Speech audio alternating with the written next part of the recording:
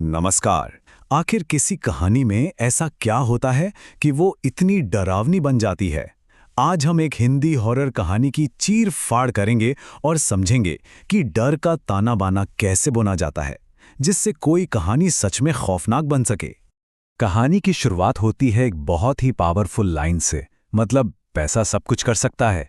लेकिन तब क्या होगा जब सामना किसी ऐसी ताकत से हो जिस पर दौलत का कोई असर ही ना हो? बस यहीं से उस टकराव की जमीन तैयार होती है जो हम आगे देखने वाले हैं। तो कहानी शुरू कहां से होती है?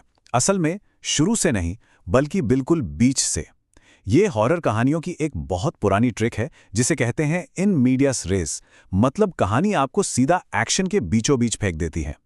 इससे दिमाग में तुरंत सवाल उठते हैं और टेंशन पहले सेकंड से ही बन जाता है। और यहां हमारी मुलाकात होती है कहानी के मेन कैरेक्टर ध्रुव से। अब देखिए, वो शहर के सबसे महंगे, सबसे आलीशान अस्पताल में है, लेकिन उसका पैसा उसे कोई सुकून नहीं दे पा रहा। पिछले 5 दिनों से वो बेहोश है और किसी को नहीं पता कि आखिर हुआ क्या है। और ठीक तभी अस्पताल का वो सन्नाटा टूटता है। साफ पता चलता है कि कमरे में कोई या कुछ और भी है। एक ऐसी आवाज जो बिल्कुल भी इंसानी नहीं लगती, उसे एक खौफनाक हुक्म देती है।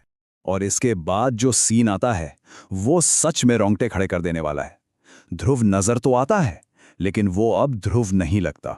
उसका शरीर अजीब तरह से बिल्कुल उल्टा मुड़ा हुआ है और वो किसी जानवर की तरह चारों हाथ पैरों पर सीढ़ियों से नीचे रेंग रहा है। तो जाहिर है दिमाग में एक ही सवाल उठता है, आखिर हुआ क्या? 1 करोड़पति का लड़का इस हालत में कैसे पहुंच गया? इसका जवाब हमें मिलेगा कहानी के अतीत में। और ये जवाब छिपा है एक ऐसी घटना में जो असल में एक सेलिब्रेशन होना था, ध्रुव का जन्मदिन। वैसे पार्टी यादगार तो बनी, लेकिन उन वजहों से नहीं जिनकी किसी ने उम्मीद की थी। और यहीं पर हमें कहानी का मेन कॉन्फ्लिक्ट देखने को मिलता है, ध्रुव और उसकी दोस्त नंदिनी के बीच। ध्रुव के लिए जिंदगी मतलब रफ्तार, एडवेंचर, खतरा। वहीं नंदिनी, उसे इन सब चीजों से डर लगता है। और यही फर्क, यही सोच का टकराव उन्हें बर्बादी की तरफ ले जाने वाला है। तो ध्रुव अपने दोस्तों नंदिनी, दिव्यांका और अभय को लेकर निकल पड़ता है शहर से बहुत दूर, एक सुनसान जगह पर, जंगल के बीचों बीच। अब सोचिए, ये एक ऐसी जगह है जहां अगर कोई चीखे भी तो सुनने वाला कोई नहीं होगा, जहां सिविलाइजेशन का नामो निशान नहीं है। और पार्टी के लिए वो जगह चुनते हैं एक बड़ा ही अजीब सा पेड़। अजीब क्यों? क्योंकि वो पेड़ ऊपर से तो एकदम हरा भरा है, लेकिन नीचे से बिल्कुल सूखा, बंजर। ये तो कुदरत के नियम के खिलाफ है। और यही कहानी का पहला इशारा है कि इस जगह के साथ कुछ बहुत ही गड़बड़ है। अब यहां से कहानी और भी इंटरेस्टिंग हो जाती है।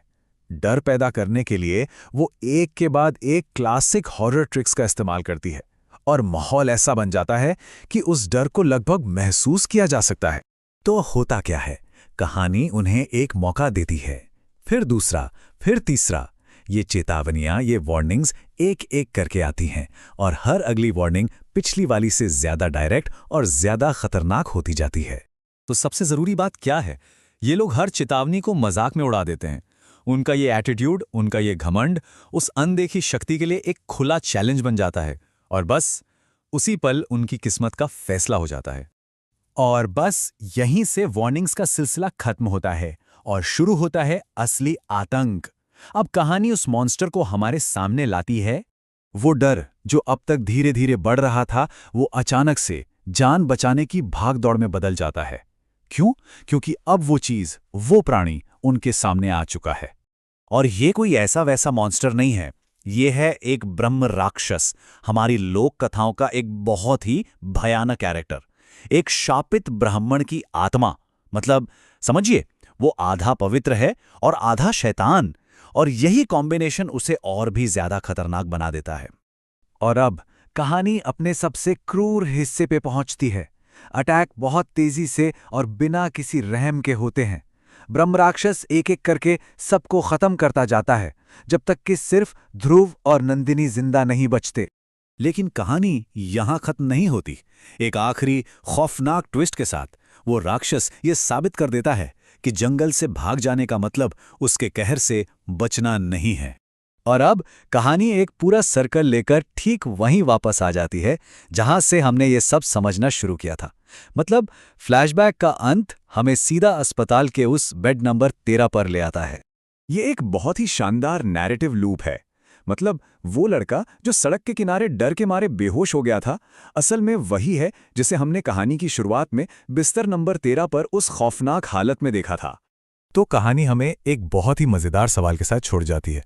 हमें लगता है कि चलो कहानी खत्म हो गई, लेकिन क्या ये सच में अंत है, या फिर ध्रुव का उस हालत में होना इस खौफ का एंड नहीं, बल्कि किसी और भी बड़ी और भी भयानक कहानी की सिर्फ एक शुरुआत है?